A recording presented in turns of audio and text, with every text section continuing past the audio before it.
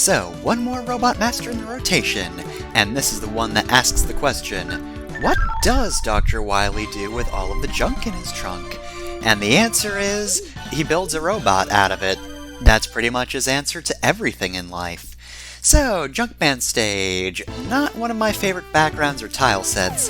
Pretty good song, though. I'm kind of fond of this one, even though it's kind of mellow, but it's got a nice melody, I like it. So, Junkman Stage is also otherwise kind of unimpressive. I remember a few of its gimmicks off the top of my head, but it's not a level that particularly stands out to me. However, since we're doing it last, that means I am going to have something to talk about in terms of a new ability I'm going to be getting. First, though, we have an elevator segment. Yeah, Junkman got stuck with the elevator. It's pretty easy, though. You just dodge bullets. Those enemies have very predictable patterns. Now, however, we get to the interesting part. There is actually a split path here that I can take because I have the freeze cracker. If you freeze the molten liquid, you can actually walk through it to break it and access new passages, including the one you need to get to, the S. So, what you get from the rush letters is the ability to henshin, yet again. However, unlike Mega Man 6, there is only one henshin ability, the Super Adapter, which I did not really get to show off here because that was a very easy platforming section, and now I'm going to be using Rush Search. This isn't terribly impressive, this is just for another 100 volts. Thank you kindly. So let's see, am I even going to use the Thunderbolt attack? I guess not. Just grab an easy extra life, I guess. So the Super Adapter is basically a combination of Jet and Power from Mega Man 6.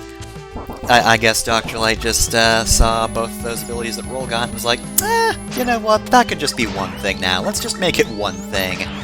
So yes, the Super Adapter has the ability to glide diagonally for a short distance, which is a little bit different than how it worked in 6, and it also has this homing fist.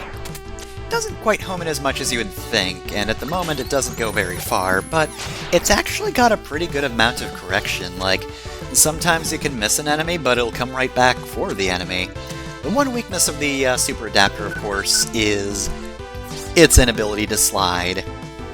Much like the much like the normal adapters from Mega Man 6. They weren't super yet, they were just Jet and Power. Of course, being a secret thing to collect, there's no point in which either of those abilities would be necessary, so you're not really going to be seeing any big breakable blocks like you did in 6, and, you know, Flight helps, but I don't think it's nearly as good as it was in 6, just because 6 could actually dedicate some sections to it. Super Adapter is definitely good to correct jumps as well, but, you know, it's not as baseline useful. I guess that's just what Super Adapter is for. Minor corrections, either in platforming or in combat. Anyway, though, here's Junkman. You know, as a trash robot, he's probably not as good as Dustman, because Dustman could be a bit tough. Junkman, his most devastating ability, or at least the most tricky one to dodge, is his ability to drop trash from the ceiling. Because, like most attacks of that ilk, it's kind of hard to predict that.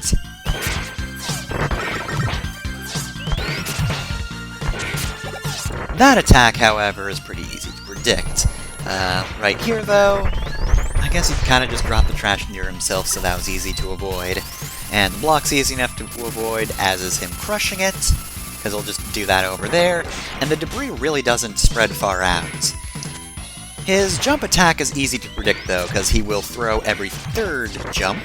Though, to be honest, I really like it because it's one of those attacks that just forces you to be kind of active.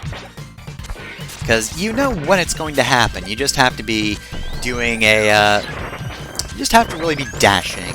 You gotta be determined about that dash, you know, you gotta start the dash, and you have to be confident, you know? Just really see it through. I'm being overdramatic, but anyway. weird and overdramatic about that dash. It's not that amazing, especially since Junkman really can't do anything to capitalize on that other than, I don't know, if you misjudge your dash, you might dash into him, but other than that, it's not really a big deal. Also, I keep saying dash, but it's a slide. I know this, and yet I call it a dash. Anyway, thank goodness it's Dr. Light, someone normal to talk to about this new ability.